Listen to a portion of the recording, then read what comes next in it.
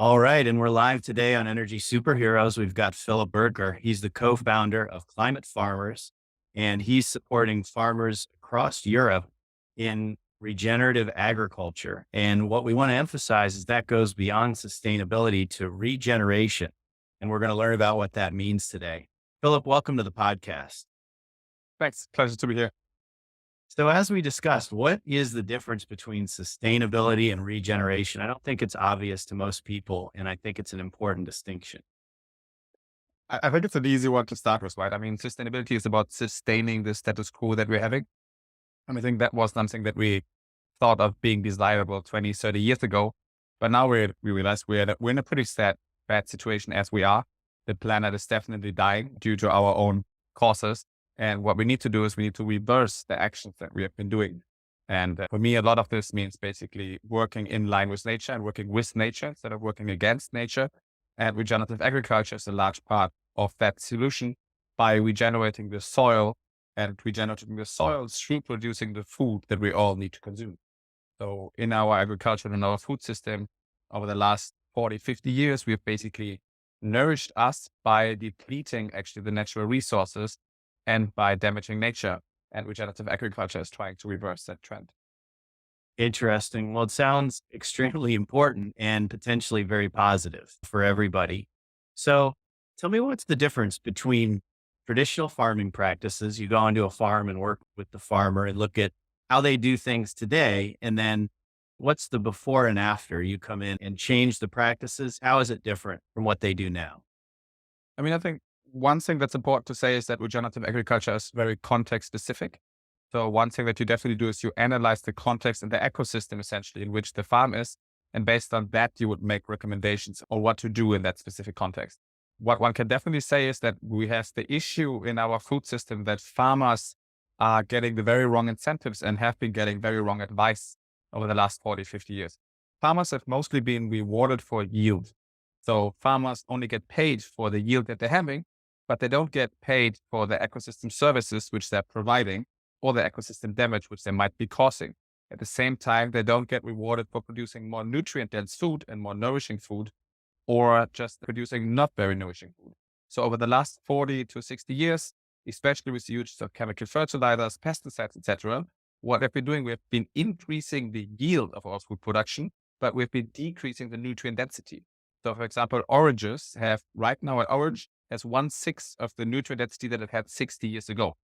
At the same time, due to the focus on yield, but not on soil health, which is what regenerative agriculture would have been focusing on, we've been depleting our soils. So the way of you would have to imagine is any soil is normally like a living organism. There's billions of little organisms which are operating and trading with each other there. And mycelium or mushrooms are, for example, bringing nutrients from the plants through the mycelium networks to other plants and deeper to the soil. And one way that is happening through that is, for example, carbon. Through photosynthesis, plants take carbon from the atmosphere, they store it in their leaves and in their stem, and through their roots, also it goes into the soil. Here they trade this, it's a bit like a Turkish bazaar. So they essentially trade the carbon against nutrients, against protons with the mushrooms, and that's the best way that we have of getting rid of carbon. Now, what we're doing in conventional agriculture, we're using, for example, the practice of plowing, which basically means you go into the soil and you clear out the entire bazaar. Through that, you release the carbon again and you kill the life in the soil. So you essentially have dead soil that is releasing carbon instead of having healthy soil that is sequestering carbon. Oh, wow. That is a huge deal. And I think the nutrient piece, you're onto something there, because this area, at least in the States, we're talking a lot about people that have a lot more allergies than they used to have. We're talking a lot about gluten allergies specifically and what caused that. I'm a good bit older than you, and I can tell you that when I was a kid going to school, there was no such thing as a gluten allergy. Maybe I'd never heard of it before. But now everybody seems to have this issue. And I don't know if these are tied together, if potentially these kind of nutrient poor foods or the focus on yield. I read, for example, that corn has been genetically modified to be able to deal with pesticides and herbicides and whatnot. And that's got to be a problem. That can't be good for people. So I'd love to get your thoughts on that. Is that kind of all linked to some of these practices? Yeah, I mean, that's exactly the issue that we're talking about, right? I mean, the ironic thing about it is that the companies which are selling us the chemical fertilizers, such as Bayer, Syngenta, Yara, etc., are also very often the companies, in Bayer's case especially, which are selling us the medicine afterwards, right? So it's kind of, somebody's making a very large profit on it, but it's definitely not us, not our bodies, and not the planet in itself. And there is studies already that have been coming out in the US, and there's two studies that were involved in Europe, which are already showing that produce from regenerative agriculture has higher nutrient density than from organic, which is still higher than from conventional. So we already know in certain scientific standards that this is the case. And now it's just about showing that this is the case at really large scale in any given context. Interesting. And so, do you think regenerative based foods will become a new stamp, sort of like organic is? This regenerative will be another type of categorization where the nutrients are even better. Yes, I think that is the category that we're moving into. Right now, it's still a very new field. It has been very hyped over the last 3 years. And I think important to say is regenerative agriculture in itself is nothing new, right? Regenerative agriculture applies practices which indigenous people have been applying for thousands of years. It's essentially farming with common sense and farming in line with nature. But there's been a lot of food corporates which have been making claims over the last 2 to 3 years of having 30% region ag produce until 2030, until 2025. And nobody can really control if what they say is region ag produce is actually regenerative agriculture produce. And that is something that we at Climate Farmers and many other grassroots organizations across the world are very concerned about. And I think the only way to counteract that is by establishing a standard. In America, you have the regenerative organic certificate. In Europe, we're looking into doing something similar with Climate Farmers and to be actually saying, hey, we discuss with the farmers what are indicators that regeneration is taking place on their farm. What are indicators that the soil health is regenerating? One example for this could be a earthworm counting. For example, you could just do a 20 times 20 times 20 centimeter hole in your soil. And if you see the earthworm population is increasing, that means you're probably regenerating the soil because earthworms are attracted to healthy soil and they are a very good indicator of it. And we need to agree on a set of indicators for this. And then we need to measure these indicators. And then we can be giving out essentially certificates to farmers that are regenerating our soil through this building up biodiversity, through this storing carbon in the soil, and through this providing nutrient-dense food. No, that makes a ton of sense because otherwise you don't have a true market mechanism. Because if people are paying more for something, but they're not actually getting the value, then it's not really fair. So you've got to Exactly. have that certification so that the farmers that are doing the right thing are actually getting paid for their work. Exactly. So that makes a lot of sense. Well, beyond just, let's say, a seal like this, I could see where me as a consumer, I'm going to pay more for that because I want the best food I can possibly get because I want to be the healthiest. Do you think that's enough? Or do you think there has to be, say, an additional mechanism like carbon credits or some other type of mechanism that drives this type of beneficial behavior?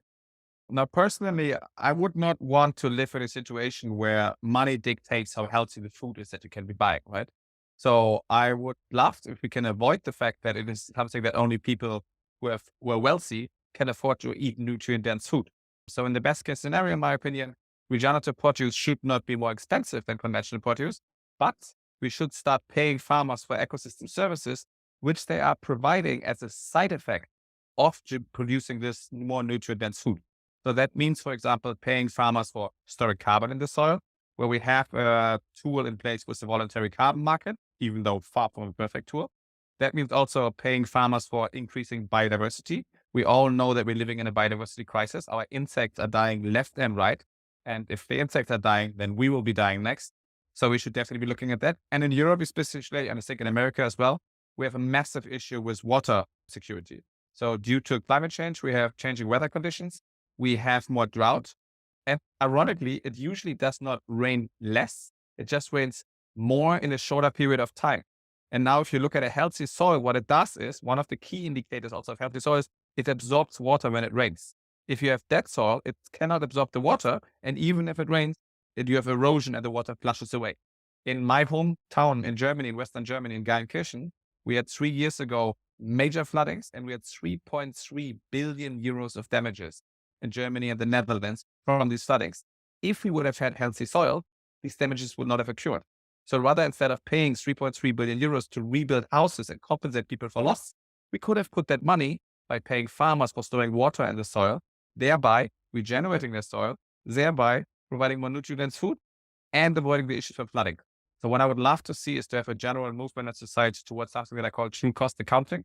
So essentially to really see what are the effects of something that you're doing and then rewarding positive side effects, positive ecosystem services, and punishing or taxing negative side effects. And if that would be the case, then regenerative produce would be a lot cheaper than conventional produce. And cows, which are grazing on the grass outside as they should be, would actually produce meat that is cheaper than cows from feedlots, because the feedlot would actually have to pay for the damages that they're causing to the environment and to our own health as well by the food that they are producing.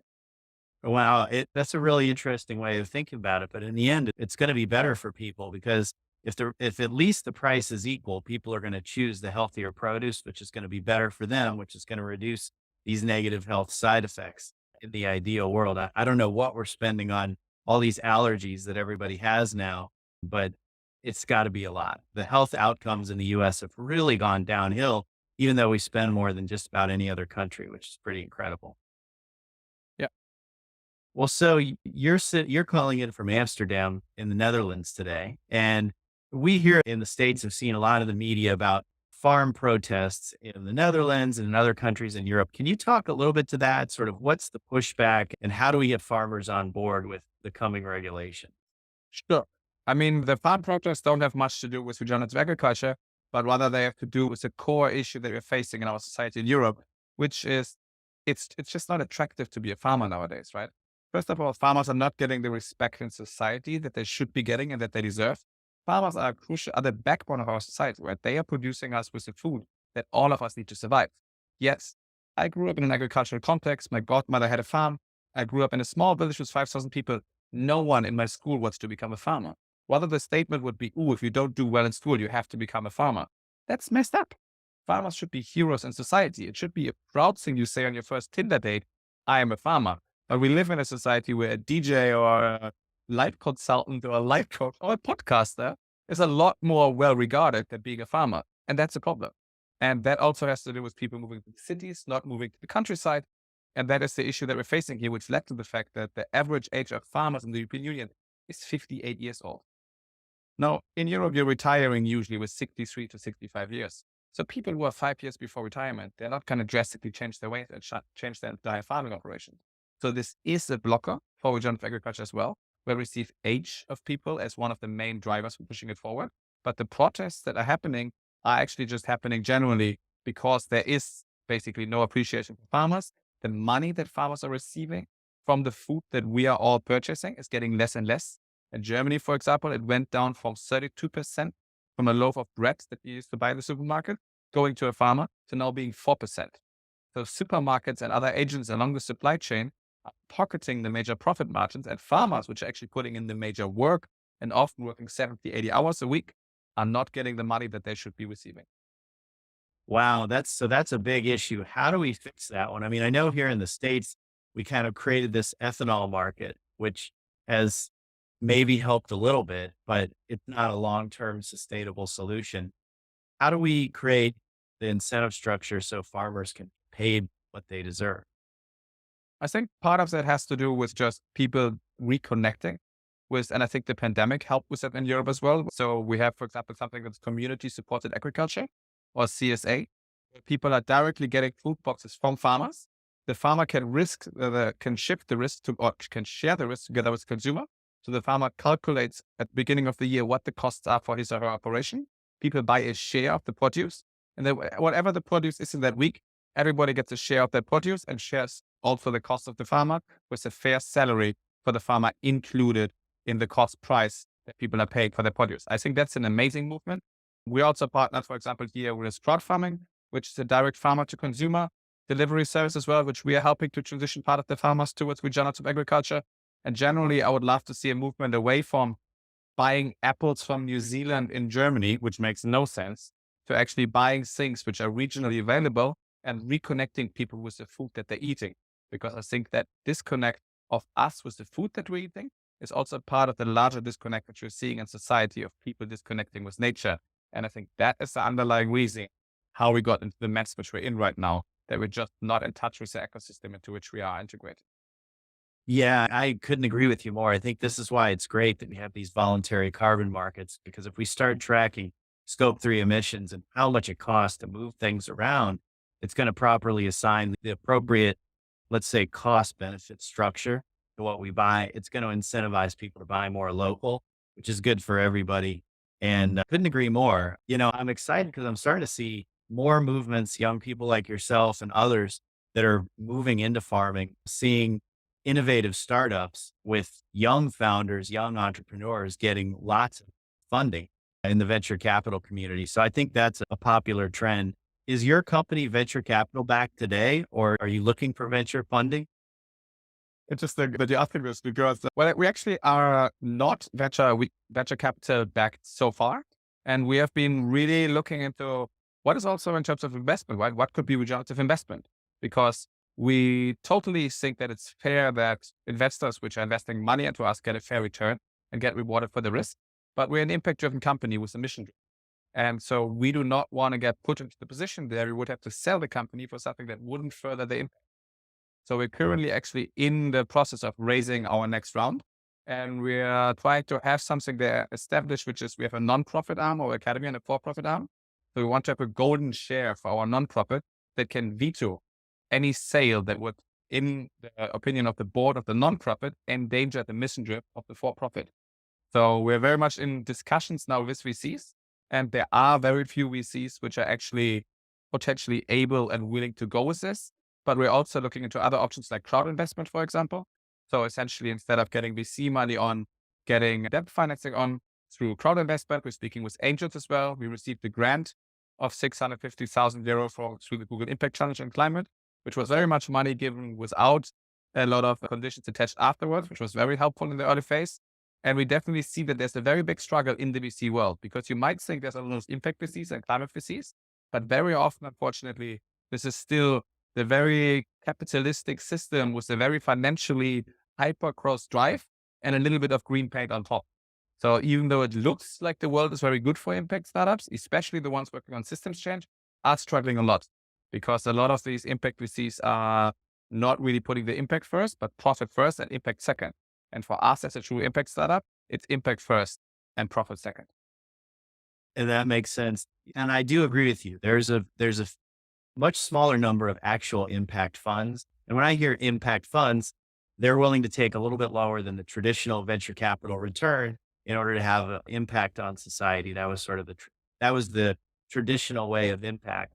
But I will say that there's a number of venture capitalists, and I'm an investment banker, but we can talk offline about some of the investment funds that I think could potentially be a fit for you because more and more, particularly coming out of Silicon Valley, are funds that are looking for these kind of deals. So, that I do the podcast, but my day job is investment banker. So I always like to plug myself a little bit. Interesting. No, happy to elaborate further on this also outside of scope. Yeah. No, very good. So TED Countdown, I hear you're doing something interesting with that in Detroit over on this side of the pond. Tell us about TED Countdown. Yeah, very excited about that one. I mean, TED has been following, or I have been following TED for the last 10, 15 years. And I think it has been a major source of knowledge of mine, as it has been probably for a lot of other people. Also, when diving into regenerative agriculture, there's a great podcast, there's a great TED talk by Ian Savory on holistic grazing, one of the many tools of regenerative agriculture, which I have listened to myself and watched myself about 5 years ago and was fascinated by. And TED is now launching a new program around climate change specifically. And I had the honor of being asked to be one of the hosts of the regenerative agriculture session. So we will be 1,500 basically people working on climate change from across the world coming together to discuss how we can scale the solutions up and how we can have the impact that we need as quickly as possible because time is certainly running out. Climate change effect is certainly increasing. And I'm very happy that someone like TED decided to back the whole climate change movement, to bring us all together to Detroit, which is for me, going to bring me to the first time in America in years or something like that. But I'm very excited, especially because Detroit is also a city, which from this side of the pond, it looks like went through a very interesting transformation. Very curious to be diving into Detroit and to see how the urbanization there has been changing, I think, and how actually also a lot of young grassroots organizations have been taking over the city from what I'm hearing on this side of the pond. Well, you'll have to let us know what you think about Detroit. I haven't been there in quite a while, but I can tell you that as you go north in Michigan, it's really a beautiful, absolutely gorgeous people don't know this, but on Lake Michigan, in northern Michigan, you have some of the most beautiful beaches in the United States, even though it's a lake. So if you have a chance, get up to the northern part of Michigan. You're going to find some beautiful country up there. Cool. That's actually where I don't know if you know who Kid Rock is, but uh, Yeah.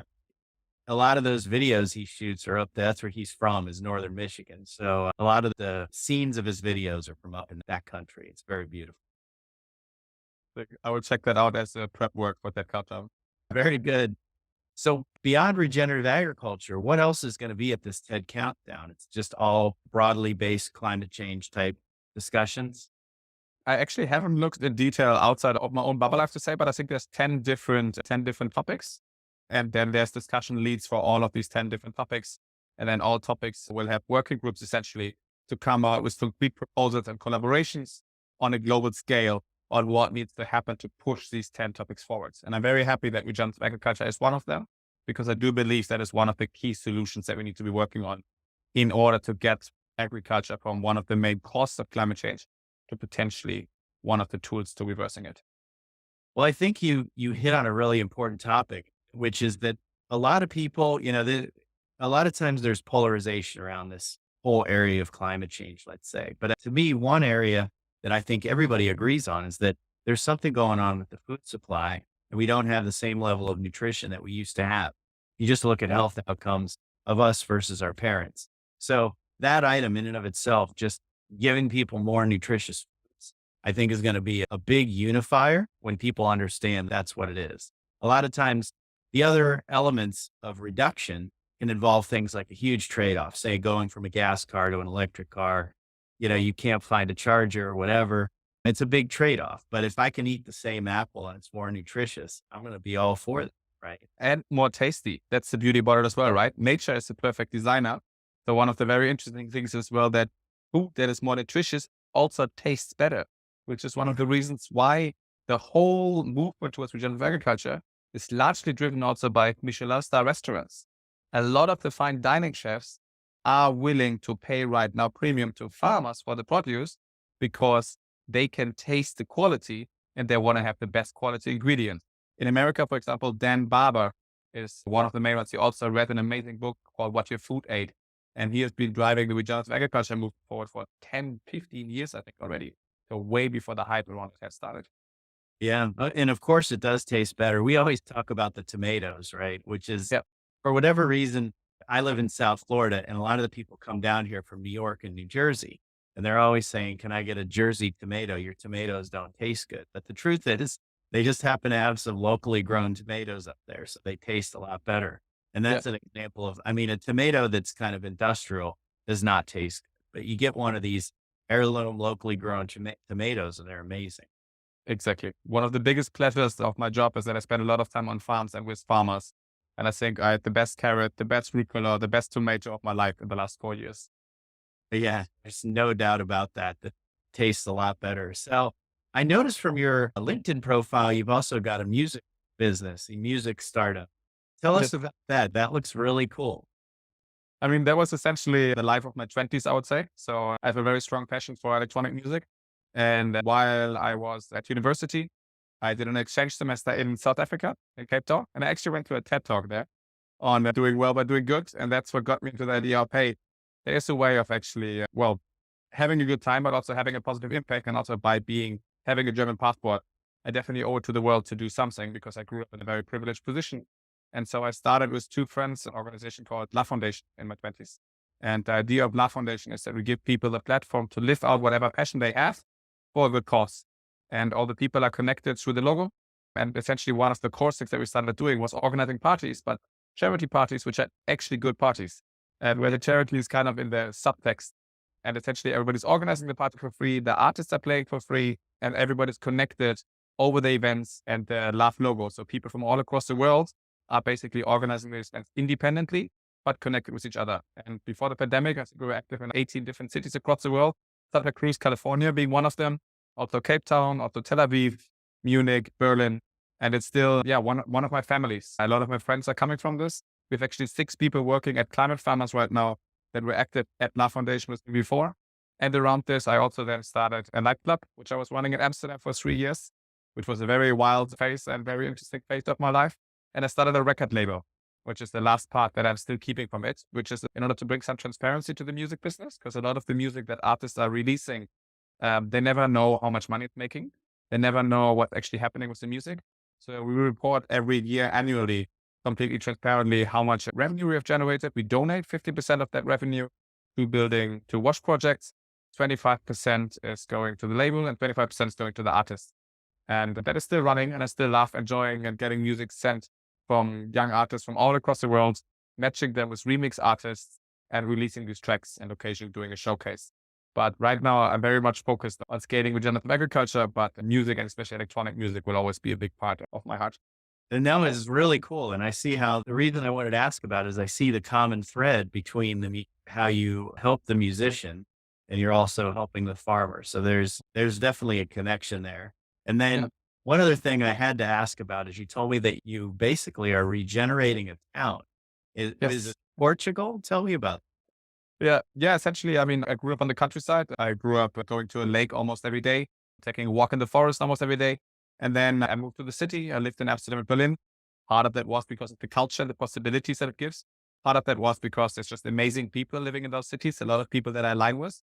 But I always prefer looking at trees to looking at houses. So I've been questioning or asking myself for the last 10 years, how can I bring those two things together? And also apartment prices in cities are rising astronomically. It's almost impossible for young people to buy something. While at the same time, the countryside is dying out, right? And this is happening all across Europe.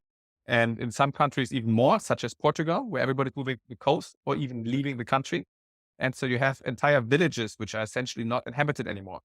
And the Portuguese government was very smart there, I think. They passed a law, I think 15, 16 years ago, that you can rebuild broken down houses and you don't need any planning permission.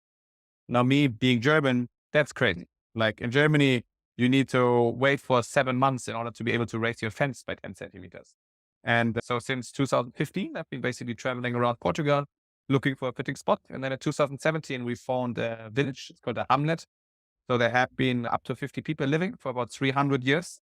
And then in the 60s, they had a big fire and they had the dictatorship and the village started dying out. And there hasn't been anyone living there since 1969. And it had 12 houses, which were all broken down. It has a river going through. It has a well. It has a waterfall on the property.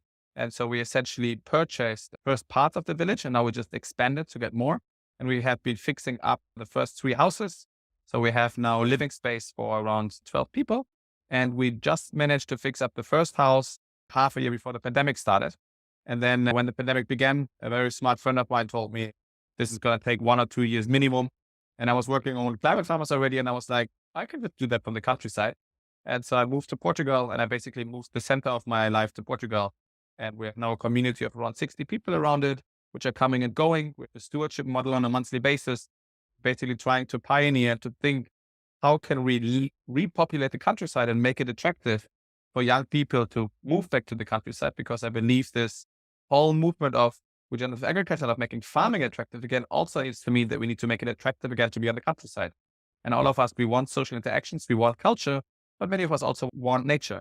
So how do we bring this together? So we also want to open a music studio there and offer residencies for artists to come together in nature, to make music in nature, and then potentially also again release music where part of the money goes toward the artist and part of the money goes to reinvest it into the village and into the music studio so that we can keep on improving it and have more people making music there, doing regenerative agriculture there, and living and working there together.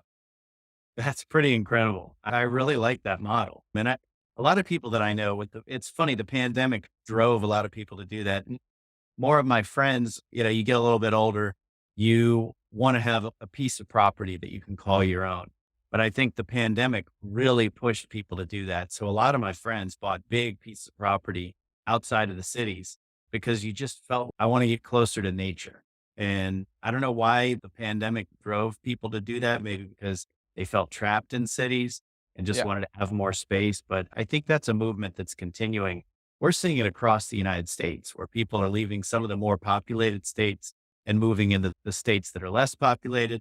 And then even within the states, for example, in Florida, the Florida Panhandle is very low dense population. And a lot of people are moving up there now because you can have 10 or 20 acres instead of having a little, shoebox that you live in. Yeah. So it's kind of the opposite of, I think you hear a lot of this, everybody's going to move to cities and live in these small little apartments. And I don't buy it. I think it's the opposite because the digitization gives us the ability to live and work anywhere. So why not live and work in nature? That's also what I would be expecting. I think the demographics are still saying people are moving to the city, even during the pandemic, which I find amazing that people decided during the pandemic to move to a city. Something I would never have done. But I do also have hopes that if we manage to make it more attractive, and I think especially in Europe, this will be, I think, key to having a future which we all want to live in, is to have a more even population again of some people living on the countryside and some people on the city. Because right now we definitely have a massive overpopulation in cities and a dying out countryside. And I think that cannot be the way going forward. Yeah. And you hit the nail on the head with the word regeneration, as opposed to just keeping it the way it is. Let's regenerate it so that it's the way it used to be, which was better Exactly. for everybody and healthier. Exactly. So very cool. Well, Philip, this has been awesome. Tell the audience how they can get in touch with you, whether it's for investors or via your LinkedIn page. How can people reach out to you and what are the kind of people that you want to be in touch with? I mean, I'm happy to talk to anybody that is interested in the whole process around the age of regeneration, regenerative agriculture, or just getting active, right? And making the countryside more attractive again, doing whatever we can as a civilization to fix our broken relationship with this planet, to fight against climate change. And I'm very open on LinkedIn, of course. Anybody can contact me there. I don't have any other social media accounts, but otherwise, email works as well, philippe@climatefarmers.org, or just going through the Climate Farmers website. And looking forward to hear from you. Very good, Philip. It's really been a pleasure. We ask that everybody checks out this episode of Energy Superheroes on Spotify, and we'll also be publishing clips on LinkedIn. Philip Birker, and he's the founder and CEO of Climate Farmers. Thanks for being on. Well, thanks so much. Ciao.